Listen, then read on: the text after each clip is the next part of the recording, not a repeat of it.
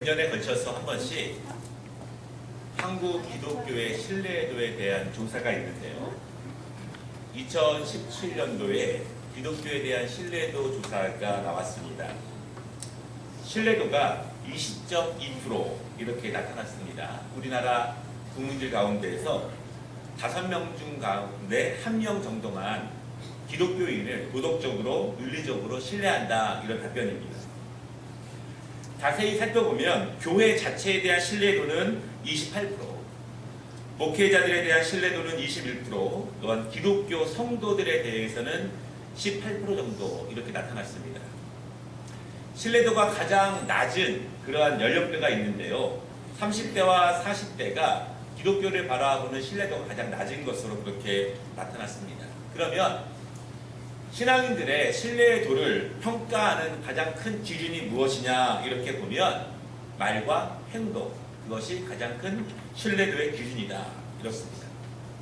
우리나라 종교에서요, 신뢰도가 가장 높은 것은 천주교고, 그 다음에 불교고, 그 다음이 기독교, 이런 순으로 나타났습니다. 근데 저는 기독교가 신뢰도가 가장 낮다, 이렇게 생각하지는 않습니다. 왜냐하면 사실은 기독교가 하는 일이 굉장히 많습니다. 그런데 제가 보기에는 교회와 기독교인들이 이렇게 외형적으로 많이 드러나게 되고, 또 사건 사고에도 많이 나타나게 되고, 그리고 교회에 대한 기대가 사실은 다른 종교인들보다 더욱더 크기 때문에 교회와 기독교인들에 대한 실망감이 이러한 신뢰도 조사에서 더욱더 많이 나타난 것이 아닌가, 그런 생각을 해봅니다. 열심히 있는 그리스도인, 이런 이야기를 많이 들어도요, 열심히 있는 불교인, 천주교인들은 사실은 별로 들어보기가 쉽지 않습니다. 여러분, 그럼에도 불구하고 우리가 이 신뢰도 조사를 보면서 교회의 사명, 그리고 그리스도인들이 이 땅에서 우리만 좋은 것이 아니라 다른 사람들과, 더 많은 사람들과 어우러져 살아가고 있을 때 내 안에 있는 복음의 능력으로 내가 어떻게 정말 살아가야 되는가에 대해서 다시 한번 생각해 보는 그런 평가의 기준이 되긴 합니다. 사실은 많은 사람들이요, 기독교에 대해서 이야기를 하지만 사실은 그렇게 이야기하는 사람들도 기독교에 대해서, 교회에 대해서 잘 모릅니다. 하나님, 예수님, 성령님, 교회의 내부적인 모습들, 교회가 하는 일, 기독교의 신앙에 대해서 잘 모릅니다. 그래서 일반인들이 이렇게 기독교에 대해서, 교회에 대해서 평가하거나 비판할 때 보면 한두 가지 나쁜 면을 보고서 전체도 그럴 것이다, 그렇게 생각할 때가 많이 있고요. 세부적인 모습이 아니라 겉모습만 바라보면서 또한 그렇게 비판할 때가 많이 있습니다. 또 요즘 기독교에서 파생된 이단들이 참 많습니다. 그 이단들이 사회에 문제가 많이 되는데, 이단에 빠져서 가정이 파괴되고 경제적으로 어려움 당하는 사람들의 모습을 바라보면서 기독교, 교회도 그렇게 빠지면 저렇게 변하는 줄 알고 사람들이 오해해서 모든 기독교도 다 그렇다, 이렇게 생각하고 오해하는 사람들이 있습니다. 여러분, 하나님의 복음은 가정의 강건함을 제일 우선적으로 합니다. 그리고 윤리적이고 도덕적인 면이 기독교인들이 추구해야 될 가장 우선적인 우리의 삶의 모습이라는 것을 여러분 믿으시기를 바랍니다. 세상 사람들은 잘 모르고 겉모습만 보고 이렇게 우리를 비판합니다.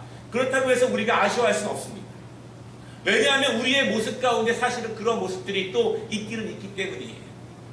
많다 보니까 모두 다 정직하지 못하고 모두 다 깨끗하지 못하다 보니까 내 안에 그러한 모습이 실제로 있고, 부분적으로나마 우리 교회 안에도 있고 우리 기독교 안에도 실제로 그런 모습이 있기 때문에 그 사람들의 모든 비판들이 아니다, 그렇게 말할 수는 없습니다. 중요한 것은 그러한 비판을 통해서 우리를 다시 한번 점검해보고 우리가 하나님의 말씀 안에서 다시 한번 온전해지기까지, 모든 사람들이 완벽할 수는 없지만, 교회가 완전할 수는 없지만 우리가 더욱더 정결하고 개혁되어지고 하나님의 뜻에 합당한 그리스도인, 그리스도가 주인 되시는 교회가 되기 위해서 우리가 함께 힘써 나가야 한다는 사실은 분명한 사실이라는 것을 여러분 믿으시기를 바랍니다.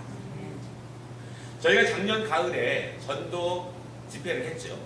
올 가을에도 전도 집회가 있습니다. 우리가 한 명씩만 초청해서 그분을 복음으로 인도하자고 하는 그러한 모임입니다.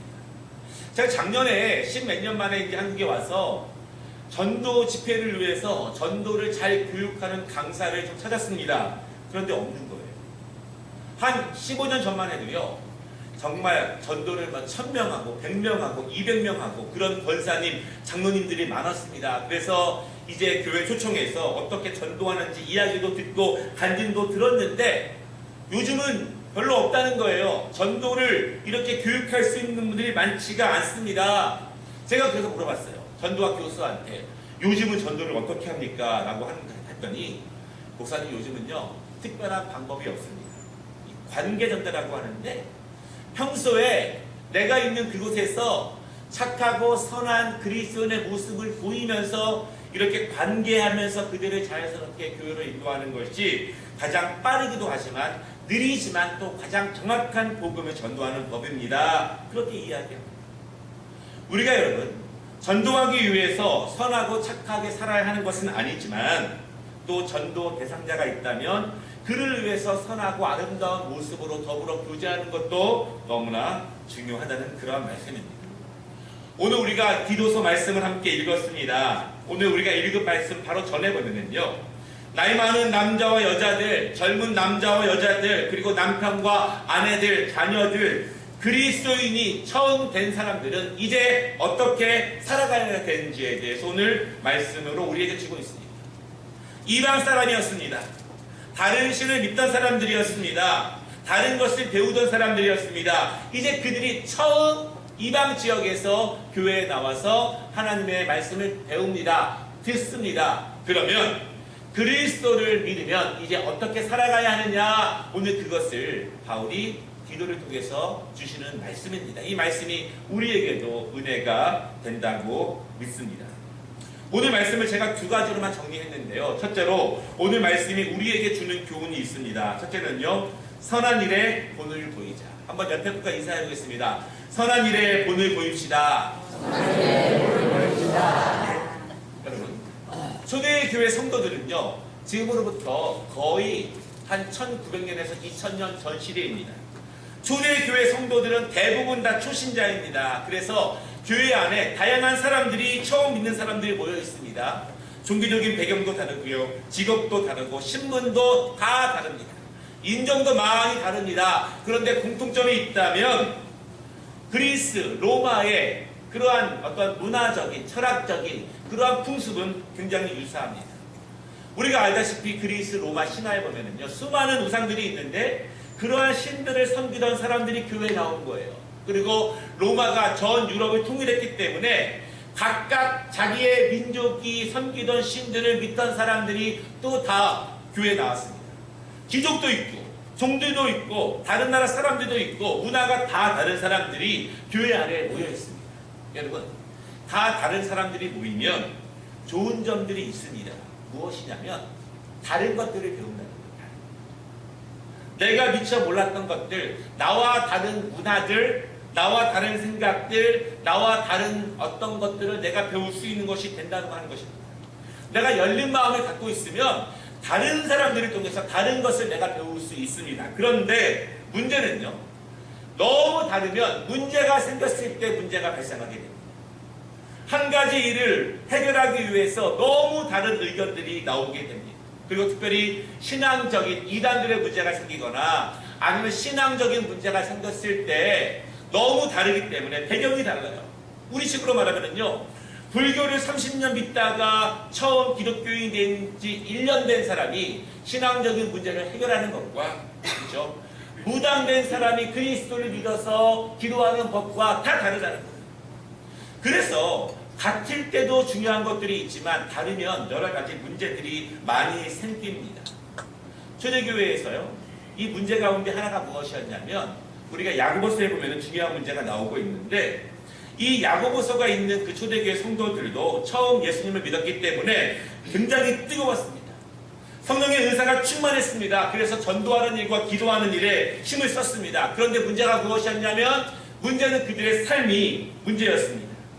기도는 잘하고 말씀은 잘 전하는데 좀처럼 그들의 삶에서는 그리스도인다운 그러한 면이 전혀 보이지 않는 거예요. 그래서 그 당시 그리스도인들에 대해서 뭐라고 말하고 있냐면, 그리스도인들은 말만 잘하는 사람, 자신의 말처럼 행동은 하지 않는 사람들, 이런 평가가 있었습니다. 그래서 야고보 사도가 말하는 거예요.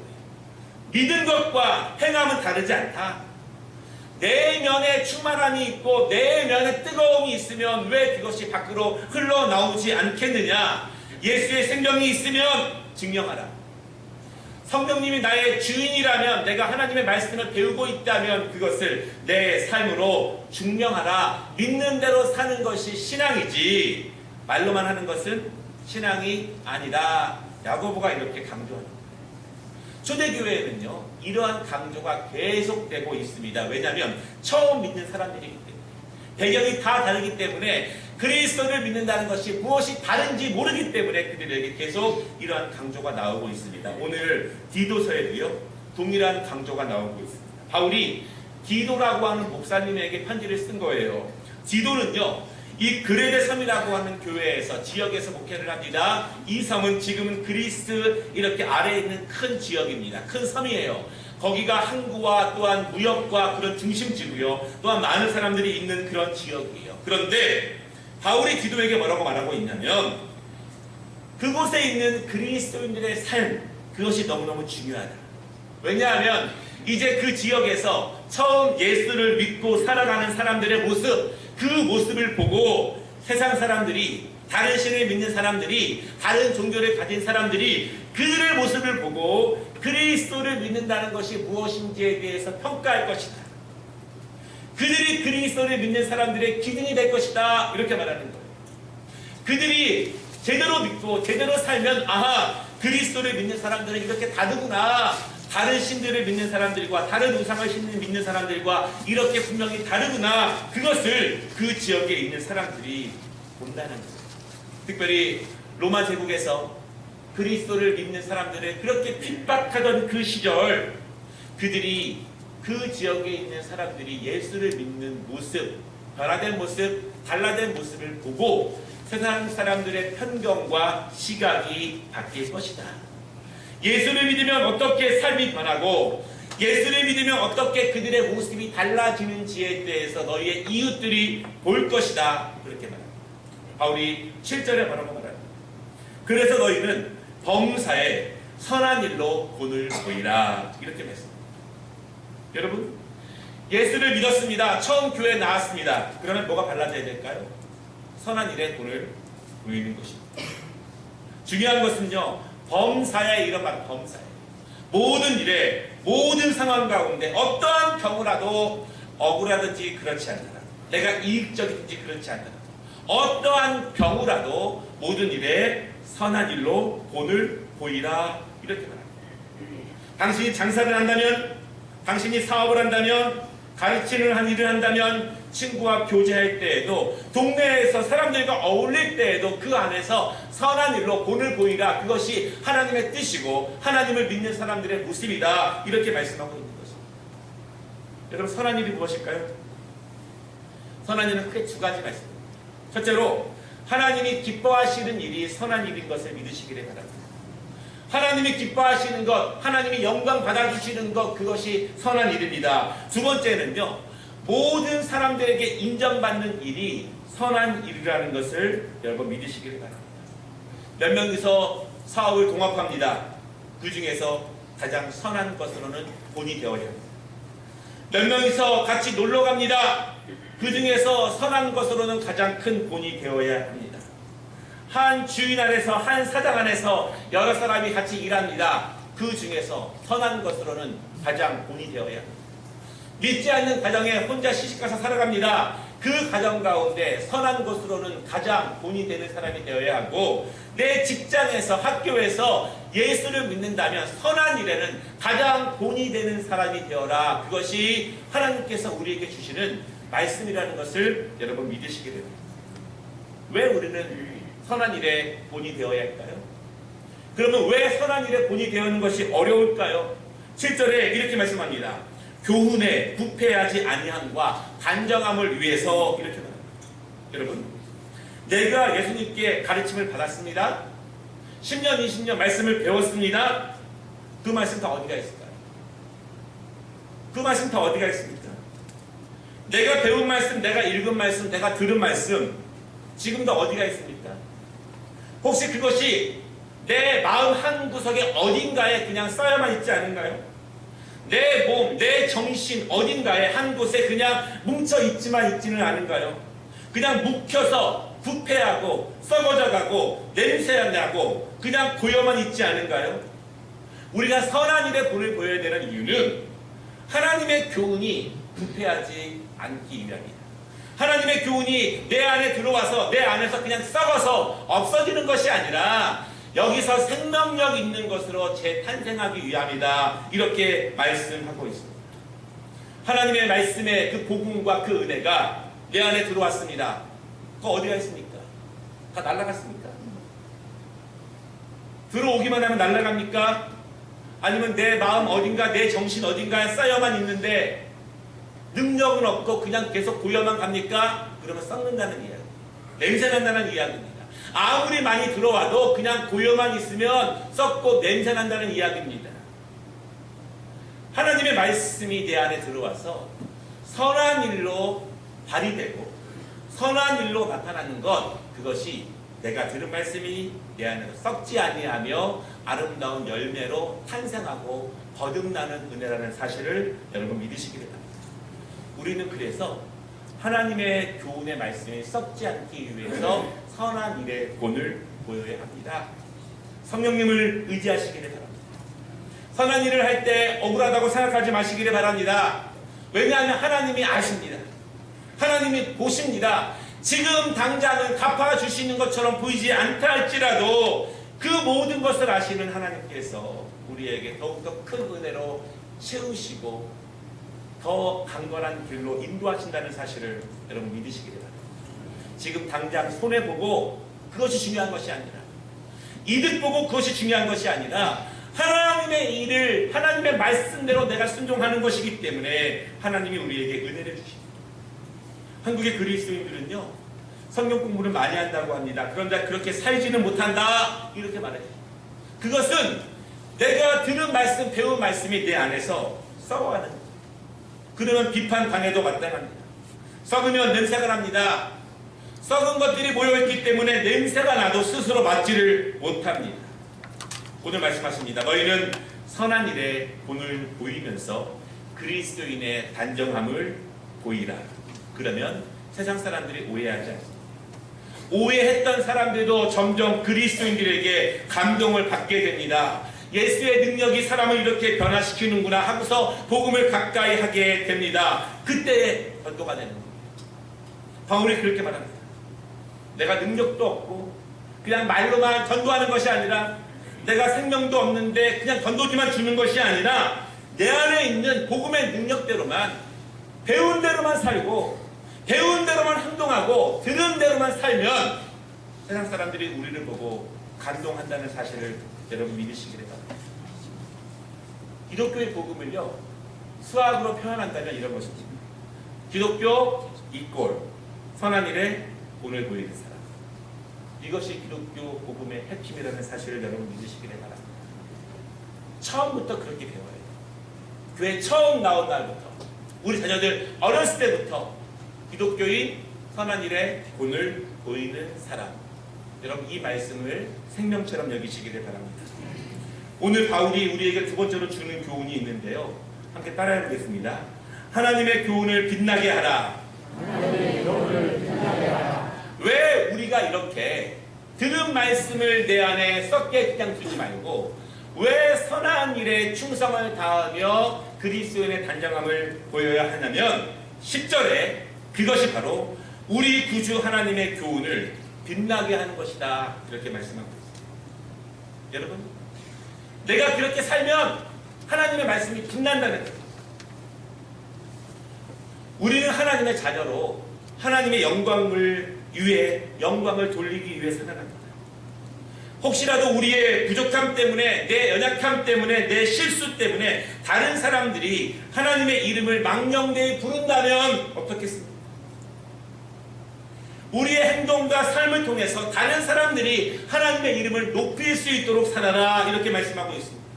하나님께서 언제 우리에게 은혜를 주시냐면 우리를 바라보시고 흐뭇하시고 우리가 하나님께 영광 돌릴 때 하나님이 기뻐하십니다. 근데 그것은 무엇이냐면 우리가 영광 돌리는 것은 세상 사람으로 하여금 하나님 믿는 사람들이 어떠한 모습인지를 보여드릴 때 하나님이 기뻐하십니다.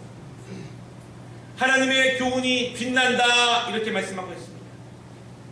내가 들은 말씀이, 내가 배운 말씀이, 내가 은혜 받은 말씀이 그냥 내 안에 고여서 썩어져 있는 것이 아니라 나의 손과 발로 나타나고 나의 행동으로, 나의 가치관으로, 나의 직업 정신으로, 나의 정직성과 나의 성실성과 나의 신실성으로 드러날 때 그때 빛난다는 것입니다.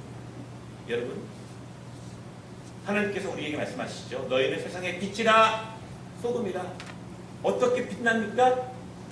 들은 대로 살면 빛나는 줄을 믿으시기를 바랍니다.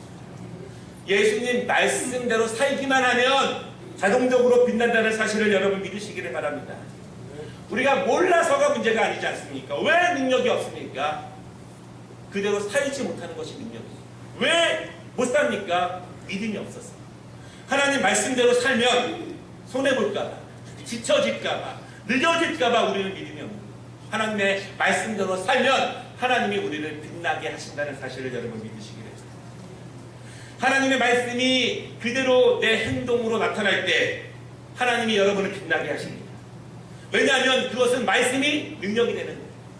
말씀이 삶이 되는 것입니다. 말씀이 소멸되는 것이 아니라 말씀이 살아 움직이고 열매로 나타나고 우리의 모든 것을 변화시키는 것이기 때문에 하나님이 영광 받아주시는 것이기 때문에 그것이 우리에게 우리의 능력으로 빛나게 한다는 사실을 여러분 믿으시기를 바랍니다. 하나님의 교훈이 나를 빛나게 하기 위해서 바울이 구체적으로 말하고 있습니다. 8절 보니까요. 바른 말을 하라 그렇게 말합니다. 이 말은 똑똑하게 말하라, 정확하게 꼬집어서 말하라 이런 의미가 아니에요. 바른 말을 하라의 의미는요. 친절하게 말하라, 다른 사람들을 배려하면서 말하라, 다른 사람에게 평안을 빌고 축복의 말을 하라, 다른 사람의 평강을 비는 말을 하라 이렇게 말씀하고 있습니다. 그리스도인으로 변하면 예수의 생명이 내 안에 있으면 무엇이 변합니까? 내 말이 먼저 변합니다. 우리 학생들, 청년들 나쁜 말씀 안 됩니다. 욕도 하면 안 돼요. 우리의 언어가 먼저 변한다는 사실을 여러분 믿으시기를 바랍니다. 제가 토론토에 있을 때 출석하던 교회가 있었는데요. 그때 목사님께서 주일날 설교 제목이 제가 지금도 기억해요. 헌어의 삶. 제목이 헌어의 삶이에요. 요점이 무엇이냐면 헌신 예배 드리지 마라. 언어도 못 드리는데 무슨 몸을 드리냐. 개인이 몸을 드린다고 그렇게 하지 마라. 언어부터 드려라. 헌어. 먼저 언어부터 헌신하라. 말투부터 헌신하라. 내 용어부터 헌신하라. 하나님은 내 언어부터 받으시지 언어도 못 드리는 몸이 무엇이 중요하냐 이런 말씀이었어요. 다른 말을 해서 오늘 뭐라고 말씀하시냐면 대적들이, 세상 사람들이, 하나님의 이름을 망령되이 부르는 사람들이 우리를 보고 책망할 것이 없게 하라 그렇게 말씀합니다. 다시 말하면 무슨 말이냐면 예수 믿는 사람이 왜 저래? 교회 다니는 사람이 왜 저래? 이런 말 듣지 말라는 거예요. 예수의 능력이 내 안에 있으면 우리의 언어가 달라지고 우리의 삶이 달라진다고 말씀하고 있습니다. 또한 9절과 10절에 보면은요, 그리스도인들이, 종들이 어떻게 살아가야 되는지 말하고 있습니다. 오늘 종에 대해서 말하고 있는데요, 종이 노예는 아닙니다. 당시에는요, 로마 시대에는 거의 대부분의 것들을 로마 황제와 귀족들이 다 가지고 있었기 때문에 그들을 위해서 일하는 모든 사람들은 종이라고 표현할 때가 굉장히 많이 있었습니다. 그들을 위해서 뭐라고 말하고 있냐면 순종하라, 그리고 거슬러 말하지 말라 이렇게 말하고 있습니다. 이 말이요, 현대적인 용어로 무조건 노사간에 순종하라 그런 말은 아니에요. 당시에 왜 이런 말씀이 있었냐면 당시에 로마의 황족들과 귀족들을 핍박합니다. 그런데 그 종들 가운데서, 일하는 사람들 가운데서, 가르치는 사람들 가운데서, 황족들과 귀족들을 위해서 일하는 사람들 가운데서 그리스도인들이 이렇게 변화된 삶으로 살면 그들이 놀란다는 거예요. 아니, 저들은 누구길래 이렇게 열심히 일을 하는가? 아니, 저들은 누구길래 모든 사람들이 그런 일하다가 주인 몰래 자기의 이익을 취하는데 저들은 누구길래 저렇게 정직하게 성실하게 살아가느냐? 아니, 저들은 누구길래 이렇게 나를 기쁘게 하느냐? 이렇게 감동을 주라는 말씀입니다. 이 말을 요즘 말로 번역하면요, 직장에서 더욱 열심히 일하라, 성실하고 정직하게 일하라. 그리스도인들은 직업의 현장에서도 남다르게 일하는 것입니다. 여러분, 우리의 직접 능력이 부족할 수 있습니다. 우리의 달란트가 부족할 수 있습니다. 그런데 부족해도 정직성과 성실성으로는 부족하면 안 됩니다. 다 부족해도 하나님이 보시기 때문에 정직함과 성실성으로는 부족하다는 말을 들으면 안 됩니다. 그것이 하나님의 뜻입니다. 주인의 것을 탐하지 말고 정직하게 일하라. 그래서 너희의 주인들, 너희의 사장들, 너희의 오너들을 감동시켜라. 그때 너희를 통해서 하나님의 교훈이 빛난다. 그렇게 말씀하고 있습니다. 말씀을 마치겠습니다. 2018년 우리 교회 표어가 하나님 앞에서 복 있는 자로 살아가는 해, 이렇게 정했습니다. 그리고 4대의 실천사항 가운데 마지막 오늘 증거하는 신앙에 대해서 말씀을 전하고 있습니다. 우리가 열심히 전도를 해서 하나님을 기쁘시게 하고 우리 교회를 강건하게 하는 것, 교회를 소개하고 자랑하는 것 너무나 중요합니다. 여러분들은 우리 교회를 매일 오시니까 잘 모르겠지만요, 우리 교회가 이렇게 구성에 있어가지고 잘 모릅니다. 대로변에 있는 사람들은, 대로변에 있는 교회들은 그냥 지나가다가 보이기 때문에 기도하고 싶고 예배드리고 싶으면 금방 갈 수 있지만, 우리 교회는 적극적으로 소개하지 않으면 사실 잘 몰라요. 잘 모릅니다. 우리가 그걸 알아야 합니다. 우리가 그래서 더욱더 열심히 전도하는 거 중요합니다. 그런데 열심히 전도해야 하지만 더 중요한 것은 내가 예수 믿는 사람으로서 복음에 합당하게 다른 사람들에게 선한 일로 감동시키면서 그 들은 복음이 내 안에서 썩지 아니하고 흘러 넘쳐서 빛나고 있는가, 세상 사람들을 감동시키고 있는가, 내가 주의 말씀대로 살아가고 있느냐, 그것이 더 중요합니다. 여러분, 그렇지 않으면요, 한 번 와도 그냥 떠나갑니다. 그러나 우리의 삶을 통해서 감동시키고, 감동시키지 않아도 우리가 말씀대로만 살면 감동합니다. 하나님이 우리를 빛나게 하십니다. 세상 사람들이 봅니다. 아니, 저 사람이 누구길래 연약해 보이고 약해 보이고 아무것도 아닌 것처럼 보이는데 왜 저 사람이 저렇게 빛나는가?